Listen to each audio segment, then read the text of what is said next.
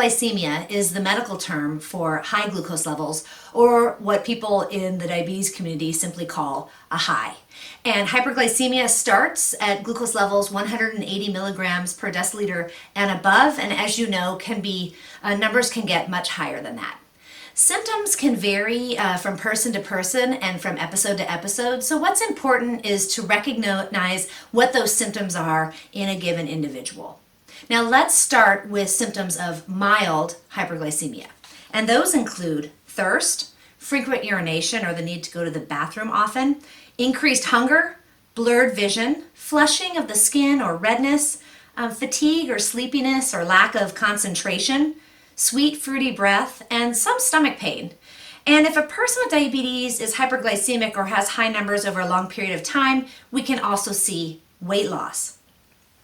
Now, the following symptoms indicate that hyperglycemia has escalated, meaning the person is experiencing moderate hyperglycemia. And again, while we wanted to intervene when symptoms were mild, when someone has moderate hyperglycemia, that intervention becomes even more essential. So someone with moderate hyperglycemia would have many of the symptoms of mild hyperglycemia in addition to the following: dry mouth, stomach cramps, nausea, and vomiting.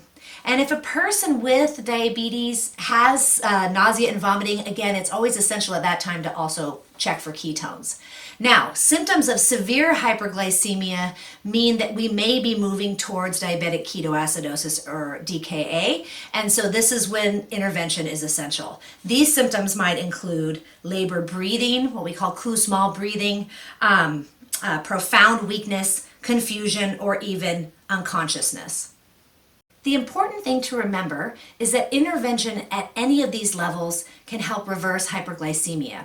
And the key is to recognize those symptoms in yourself or the person you're caring for as early as possible when those symptoms are still mild, so that hyperglycemia does not progress. What are some ways to prevent hyperglycemia? You won't always be successful, but some key things you can do is give insulin as prescribed or based on the insulin regimen that you worked out with the diabetes care team.